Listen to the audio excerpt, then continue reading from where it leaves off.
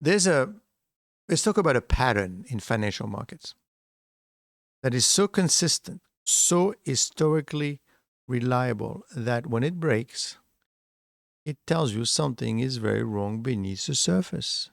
And the pattern is this: when the Federal Reserve begins cutting interest rates, long term interest rates almost always fall for it. But today, as you could see, in 2024 and heading into 2025, that long standing relationship is breaking down and the implications are enormous.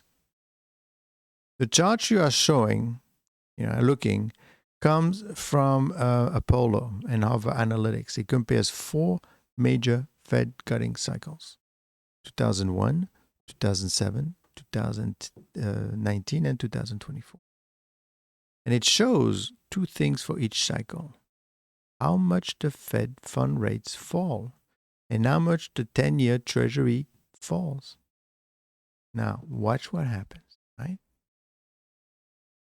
In 2001, during the dot-com bubbles, in 2001, during the dot-com collapse, as you remember, the Fed slashes rates by more than 5 percentage points, and long-term rates followed.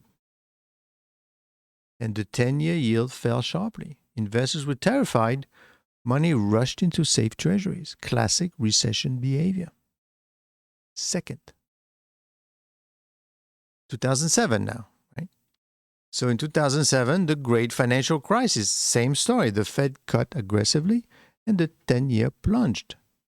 Again, a signal that markets believed the Fed feared the downturn and demanded safety. Remember, the Fed does not act directly, it's kind of obvious, but I have to say it, on the 10-year Treasury. Right? The Treasury trades on its own.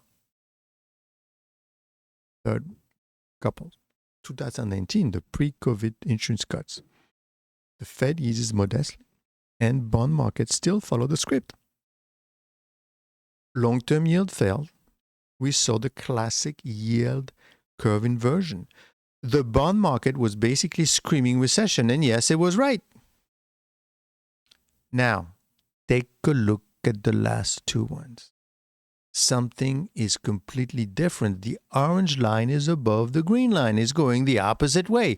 The 10-year yield is not falling. It's rising.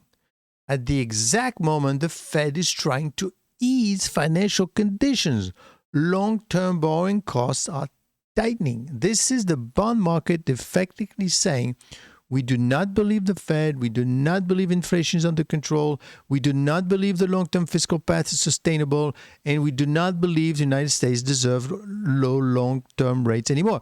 And this is important for you to understand because you're in for the long haul, and how long is this going to be sustainable? This is not a technical anomaly. This is a structural warning. Let's break down why this divergence is happening. Well, first of all, you have fiscal dominance. The United States is running $1 trillion deficits, even with unemployment near historical lows.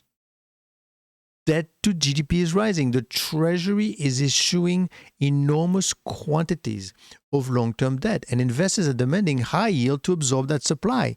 This is the opposite of what happened in 2001, 2007, 2019, when the debt load were manageable and demand for Treasury surged during downturns.